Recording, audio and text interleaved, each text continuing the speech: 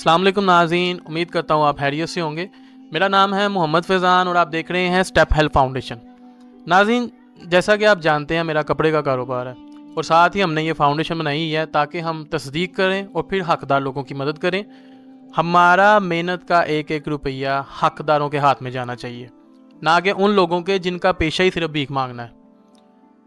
इसके अलावा मैं एक ज़रूरी बात भी बताता चलूँ कि हमारी फाउंडेशन में हम लोग रिश्ते नहीं करवाते, हमारा काम सिर्फ मदद करना है और बस।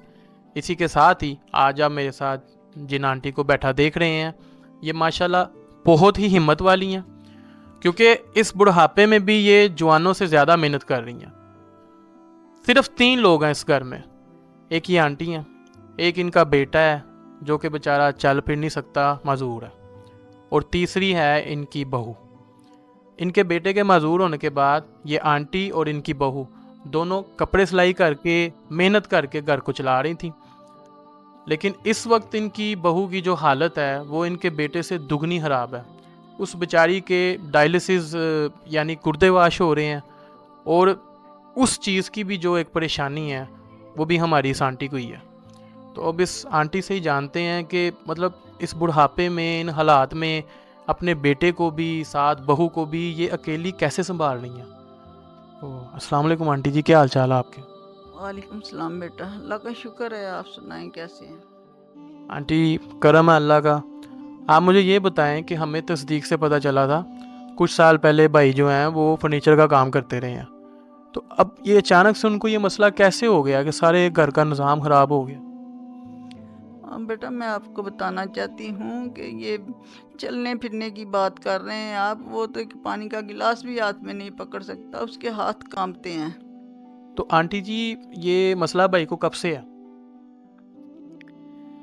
ये ना अपने अबू के बहुत करीब था, बहुत लाडला था उनका। ये ना आज से 10 साल हो गया उनको फोत हुए, तब से ये ऐसा ही है बेटा। इसने तब से इतना गम लिया था कि इतने दिन अब कमरे में सारा दिन बंद रहता था और इसने खाना भी छोड़ दिया था। हम इसे समझाते रहे हैं कि बेटा ना इतनी टेंशन लो, मगर जो चीज़ होनी होती है वो होके ही रहती है। इसका नीचे का हिस्सा सारा सूना है और इसका वॉशरूम कपड़ों में निकल जाता है। आंटी जी, इसका कोई हल है कि हमारा भाई ठीक हो सकता है? बेटा, बात बताते तो मेरा कलेजा मुंह को आता है, लेकिन डॉक्टर कह चुके हैं कि इसका कोई हल नहीं है। डॉक्टर कह चुके हैं कोई हल नहीं है? डॉक्टरों ने कोई मेडिसिन तो लिख के दी होगी ना, वो मेडिसिन वगैरह आप खिला रही हैं? बेटा, हकीमी दवाई खिला रहे हैं लेकिन वो इसका इलाज नहीं है। लेकिन इस इतना महसूस हो जाता है कि मैंने वॉशरूम जाना है और कुछ नहीं। इसके अलावा इसको ताकत वाली ग़िज़ाओं की ज़रूरत है। वो दवाई कितने की लेके आती हैं आप? वो मैं 800 की लाती हूँ एक हफ्ते की। वो अब 2 हफ्ते कई दिनों से लाई नहीं जा रही, हफ्तों से ही। आंटी जी, इन सब चीज़ों के बावजूद भी हम दुआ करेंगे अल्लाह पाक भाई को सेहत तंदुरुस्ती दे। अच्छा, इसके अलावा जो आपकी बहू हैं, तो वो तो बेचारी ठीक थी, वो तो आपके साथ कपड़े भी सिलाई कर रही थी, तो उसको ये गुर्दों का मसला कैसे हो गया? बेटा, घरों के 100 मसले होते हैं, ऊपर से उसका खामद भी बीमार है और उसको बीपी का मसला हो गया। उसकी दवाई वो सही तरह नहीं खा सकी, तो ब्लड प्रेशर गुर्दों पर पड़ गया। उसकी दवाई वो खाती रही, मगर गुर्दे वाश होने तक नौबत आ गई। तो आंटी जी, गुर्दे तो चलो उनके वाश हो ही रहे हैं, तो अब डॉक्टर क्या कहते हैं कि उनका इलाज क्या है कि वो मुकम्मल ही सेहत याब हो जाए? उसका एक ही हाल बताया है कि कोई उसके रिश्तेदारों से कोई उसको गुर्दा दे दे। लाखों का खर्चा आना है और मैं बूढ़ी हो चुकी हूँ, शोहर उसका मजदूर है। हम जो कर सकते हैं कर रहे हैं। उनके गुर्दे वाश होने के अलावा उनका क्या इलाज है? बेटा, उसको डॉक्टर के पास लेके जाते हैं और 4,000 के वो पहले टेस्ट लेता है और 1,500 उस डॉक्टर की फ़ीस है, और जो दवाई लिख के देता है वो 5,000 की आती है महीने की। और एक टीका है जो वो कहता है डॉक्टर हफ्ते में 2 दफ़ा लगाओ। वो टीका कितने का? वो 2,000 का एक टीका है। इसके अलावा कुछ और भी इलाज है या वो बस यही कुछ कहते हैं, क्योंकि यही चीज़ें काफ़ी महंगी हैं? नहीं, वो कहते हैं खुराक खिलाओ, अंडे खिलाओ, कीमा खिलाओ, मछली खिलाओ। बेटा मैं आपको सच्ची बात बताऊं कि मैंने ये चीज़ें कभी उसको नहीं खिलाई, क्योंकि हमारी इतनी बुकत ही नहीं, ताकत ही नहीं है हमारे में इतनी। वो जो टीका लिख के दिया है डॉक्टर ने 2000 का, वो भी हमने अब कभी नहीं लगवाया।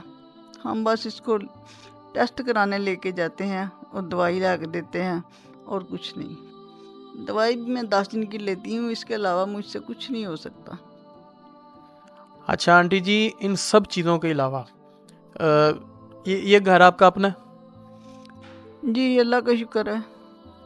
तो जो घर का एक राशन है, जो बिजली के बिल होते हैं दूसरे भी, वो सब कुछ आप कैसे करती हैं?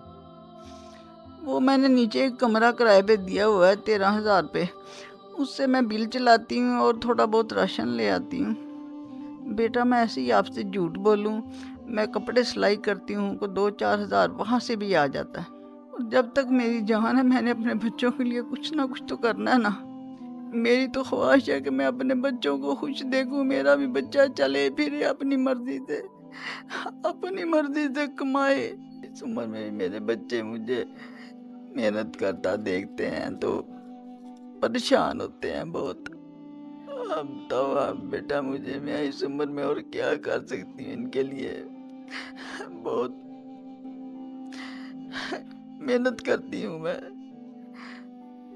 आंटी जी आप खुद को संभालें। मैं मानता हूँ आप बहुत मेहनत करती हैं, हालांकि ये उम्र आपके आराम करने की है, लेकिन क्या कर सकते हैं, होना वही है जो रब की ज़ात को मंजूर है। आप फ़िलहाल ये हमारी फाउंडेशन की तरफ से जितनी हमारी हैसियत है, हम ये 10,000 आप रख लें। मेहरबानी आपकी, अल्लाह पाक आपके लिए आसानी करे। बाकी मैं मेरे बच्चों को मोहताजियों से बचाए, अल्लाह आपको जज़ा दे। मेरे बच्चों की नस्लों को भी मोहताजियों से बचाए। आमीन आमीन। जो हालात हमारे अब बने हुए हैं किसी के ना हो। आमीन जी। आप संभालें खुद को, आप अल्लाह पाक से दुआ करें। बाकी नाज़रीन मैं आपसे भी गुजारिश करूँगा कि अगर वो आंटी इस उम्र में इतनी मेहनत कर रही हैं तो उनका मकसद क्या है कि वो अपनी जवान औलादों को खुशहाल देखना चाहती हैं, सेहत याब देखना चाहती हैं। तो आपसे गुजारिश है, अगर आपके इतने वसाइल हैं तो इनका साथ दें, इनकी मदद करें, अल्लाह के दिए में से अल्लाह की राह में खर्च करें।